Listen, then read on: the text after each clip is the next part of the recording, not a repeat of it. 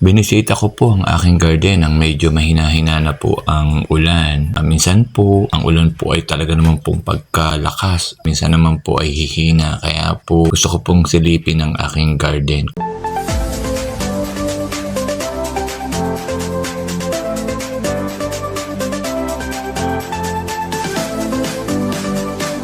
Hello po, magandang buhay po sa ating lahat. Maulang umaga po. Wala pa rin pong tigil ang ulan. Kumusta po kayo? Kumusta po ang inyong lugar? Sana po ay okay po kayo. Okay po tayong lahat. Wala pa rin pong tigil ang ulan kaya po ang ating pong kapaligiran ay talaga naman pong basang-basa. Mamaya po ay pupunta po ako sa garden. Bibisitahin ko din po ang aking mga halaman. Tinan ko po kung ano po ang naging epekto sa kanila ng bagyong Krising. Ito po ang harapan ng aming bahay. Kulimlim, umuulan-ulan, hindi po kagandahan ng panahon. At sunod-sunod po ang ulan. Kawawa naman po yung iba pong mga lugar. At talaga naman pong ang baha, ang kanina pong bahay ay pinasok na ng tubig. Sana po naman ay tumigil na po ang ulan at ang bagyo po ay umalis na. Putikan-putikan po ang harapan ng bahay at bakbako na po ang daanan po. Gawa po pag may mga nadaan pong malaking sasakyan ay ganyan po nangyayari sa daan. Po pagka po nagsisipasok ang mga bata ay mahihirapan po talaga sila.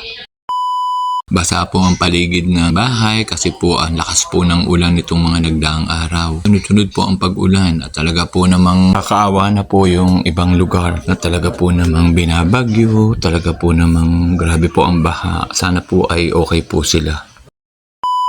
Pupuntahan ko po yung aming likod po ng bahay. Titinan ko po yung ang lagayan ko po ng tubig ilan na drum. Kung puno na po ay malamang po ay talaga pong puno. Ayan nga po, pati pa dalawang balanggan ay puno po. At yung pong drum ay talaga pong awas na po ang tubig sa tindi po ng mga lakas ng ulan. Sa totoo lang po yan po ay nailipat ko na po yung una pong tubig na po na igay na po uli.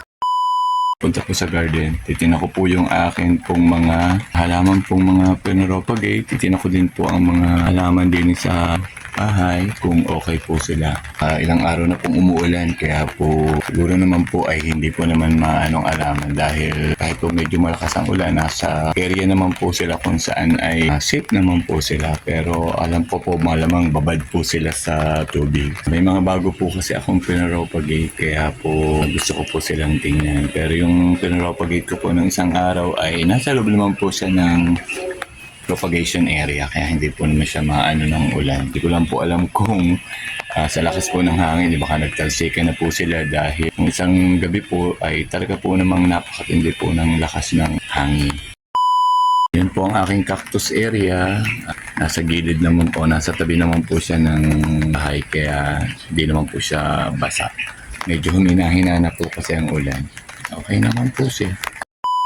Ito po ang papunta po sa aking propagation area para tingnan ko po kung okay po yung aking pinropagate na cactus. Di naman po siguro siya maano dahil siya naman po ay nasa loob po ng propagation area.